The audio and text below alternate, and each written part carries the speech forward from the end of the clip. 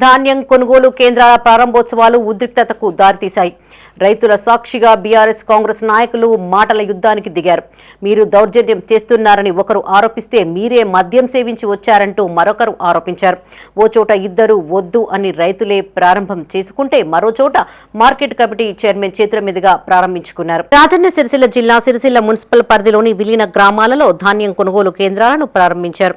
అయితే municipal chairperson Jindam కళ ప్రారంభించాలని బీఆర్ఎస్ నాయకులు, మార్కెట్ కమిటీ చైర్పర్సన్ స్వరూప ప్రారంభించాలంటూ కాంగ్రెస్ నాయకులు వాగ్వివాదానికి దిగారు. ఎప్పుడైనా కొనుగోలు కేంద్రాలను మార్కెట్ కమిటీ చైర్పర్సన్లే ప్రారంభిస్తారని కాంగ్రెస్ నాయకులు, ప్రోటోకాల్ ప్రకారం మున్సిపల్ చైర్పర్సన్, కౌన్సిలర్లు ప్రారంభించాలంటూ బీఆర్ఎస్ నాయకులు పట్టుబట్టారు. ఇది ఇలా ఉంటే ప్రారంభోత్సవానికి గంటన్నర ఆలస్యంగా వచ్చినా ఎదురు చూశామని, రిబ్బన్ కట్ చేసే సమయంలో స్వరూప కత్తెర లాక్కొని కట్ చేసిందని కళ ఆరోపించారు. కాగా చంద్రంపేటలో ఇరు వర్గాల గొడవలో రైతులే ప్రారంభించుకున్నారు. రగుడులో రైతుల విజ్ఞప్తి మేరకు స్వరూప చేతుల మీదుగా కొనుగోలు కేంద్రాలు ప్రారంభించారు.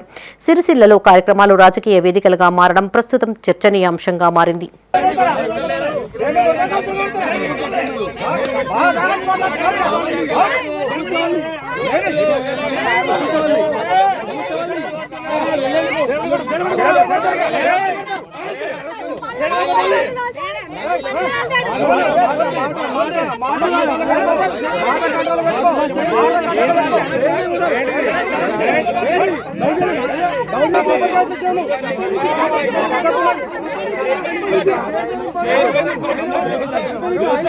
వచ్చిన తర్వాత ఎంఆర్ఓ మరియు ఏవో గారు వెళ్ళి వాళ్ళని రిసీవ్ చేసుకొని వచ్చిన తర్వాత సామరస్యంగా అందరం కొబ్బరికాయలు కొట్టినాము. రైతులందరూ కొట్టిన తర్వాత తను రిబ్బన్ పట్టుకుంది చైర్మన్ గారు, నేను కట్ చేసిన. అప్పటి వరకు ఓకే. తర్వాత మేము సర్దాపూర్ వెళ్ళిన తర్వాత ఆ మేడం అక్కడికి రాలేదు, రాక రివర్స్ వెళ్ళిపోయిన తర్వాత ఇక్కడ ఉన్న టౌన్ ప్రెసిడెంట్ గారికి నన్ను నెట్టేసి వాళ్ళే రిబ్బన్ కట్ చేసిరని మా మీద కంప్లైంట్ ఇచ్చారు. కానీ వీడియోలతో సహా మా దగ్గర ఉన్నాయి.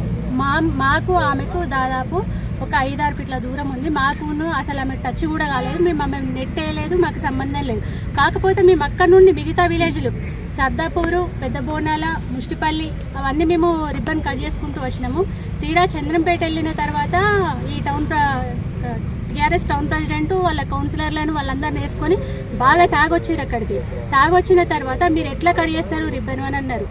అక్కడున్న రైతులు కోపానికి వచ్చి మేము ఇంతసేపటి నుండి వెయిట్ చేస్తున్నాము, మాకు ఎవ్వరు వద్దు, ఈ చైర్మన్ వద్దు, ఆ చైర్మన్ వద్దు, మేము రైతులమే కట్ చేసుకుంటామని మొత్తం రైతులే కట్ చేసుకున్నారు. వాళ్ళే ఇనాగ్రేషన్ చేసుకున్నారు. మీరు నోరు అదుపులో పెట్టుకుంటేనే మర్యాద ఉంటుంది. నోరు అదుపులో పెట్టుకోకపోతే అవును ఏదైనా ఇరగొట్టడానికే మేము సిద్ధంగా ఉన్నాము. మీ ఇంకా ఆటలు చేయలే.